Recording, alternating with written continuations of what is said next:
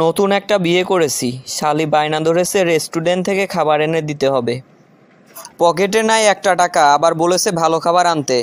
আবার যদি খাবার না নিয়ে যায় তাহলে তো আমার মান সম্মান থাকবে না। শালার বিয়ে করে তো বিপদে পড়ে গেছি দেখছি। যাই রেস্টুরেন্টে গিয়ে খাবারটা নিয়ে আসি। এই ট্যাক্সি, দাঁড়াও। মামা কোথায় যাবেন? যাবো তো রেস্টুরেন্টে। আচ্ছা উঠে বসেন। গাড়িতে তো উঠলাম, কিন্তু গাড়ি ভাড়া দেওয়ার মতো টাকাও তো কাছে নেই। যেমন করেই হোক পাম্প দিয়ে ম্যানেজ করা লাগবে। আমি হলাম বিশ্ব বাটপার, এই চাচাকে ম্যানেজ করা আবার আমার কাছে কোনো ব্যাপার হলো নাকি? চাচা আপনার গাড়িটা তো অনেক সুন্দর, গাড়ির মধ্যে বসে রয়েছি বোঝাই যাচ্ছে না, মনে হচ্ছে এরোপ্লেনের মধ্যে বসে রয়েছি। চাচা আপনার গাড়িতে উঠে অনেক শান্তি পেলাম চাচা, এমন শান্তি আগে কখনো পাইনি।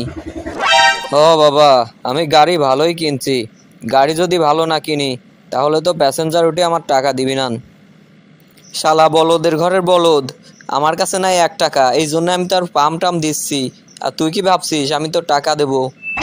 আগে গাড়ির থেকে নামে নেই, তারপরে কেমন করে ভাগতে হবে সেটা আমার ভালোই জানা আছে। 20 বছরের বাটপাড়ির অভিজ্ঞতা এটা আমার। তো আপনি কোন রেস্টুরেন্টে যাবেন? আরে ঢাকার সব রেস্টুরেন্টই তো প্রায় আমার। আমার আবার দয়ার শরীর, আমি আবার টাকা নিনে কারোর কাছ থেকে। সব গরিবরা আমার রেস্টুরেন্টে এসে ফিরি ফিরি খায়। সকালে যে কার মুখ দেখে উঠেছিলাম, এ তো দেখছি অনেক বড় লোক। এর কাছ থেকে তো 500 টাকার ভাড়া 1000 টাকা নেওয়াই যায়। আচ্ছা বাবা, তোমার বাসা কোথায়? আমার বাসা তো অনেক জায়গা, ঢাকাতে আছে 2টা, কুষ্টিয়া আছে একটা, তারপরে ফ্রান্সে আছে একটা, ইংল্যান্ডে আছে একটা, আর কিছুদিন পরে আমেরিকা একটা বাসা কেনার চিন্তা ভাবনা করতেছি। আমার তো আর টাকা পয়সার অভাব নাই, এজন্য আজ ঢাকা, কাল কুষ্টিয়া, পরশু ফ্রান্স, এক এক জায়গা ঘুরে বেড়াই। সব জায়গায় বাসা কিনে রাখছি আর কি এই জন্য। না, এর কাছ থেকে তো 500-1000 টাকা নিয়েই যাবি নে, তাহলে ভাববে আমি নিচু লোক। এর কাছে তো 5000 বা 10,000 টাকা নিতে হবি। এই তো তোমার রেস্টুরেন্ট চলে আসছে, নামো।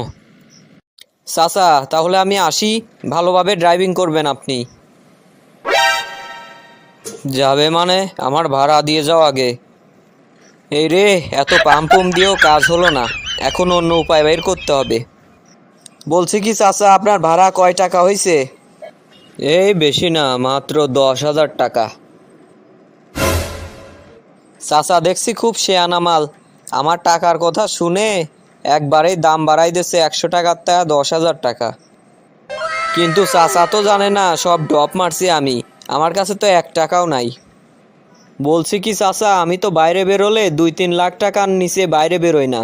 এত টাকা পকেটে আনতে তো ভার লাগে, এজন্য আমি কার্ড ইউজ করি। আপনার কাছে কি কার্ড থেকে টাকা বের করার মেশিন আছে? এই সেরা তো আচ্ছা বিপদে ফেলা দিল।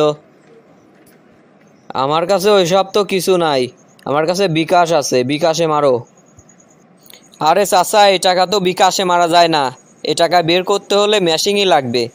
তাহলে একটা কাজ করেন চাচা, কালকে আমার অফিসে আসেন, আপনার 10,000 না 20,000 টাকা দিয়ে দেব। কার মুখ দেখে যে আজ সকালবেলা ঘুম থেকে উঠেছিলাম, একটা ভাড়া মেরেই 20,000 টাকা। আচ্ছা আচ্ছা বাবা, কালকে তাহলে তোমার অফিসেই দেখা করব। আমার থেকে বড় লোক এই রাজ্যে আর কেউ নাই, এ আনন্দে একটা গান হয়ে যাক।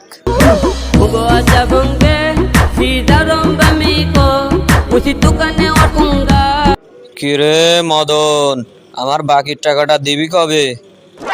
এ বুড়ো, তুই কার সাথে কথা করছিস? তোর হিসাব আছে? রেস্টুরেন্টে যা যা আছে সব কিছু প্যাকেট করে দে, তাড়াতাড়ি দে। কিরে সকালবেলা কি গাঞ্জায় শর্ট পড়ছে নাকি?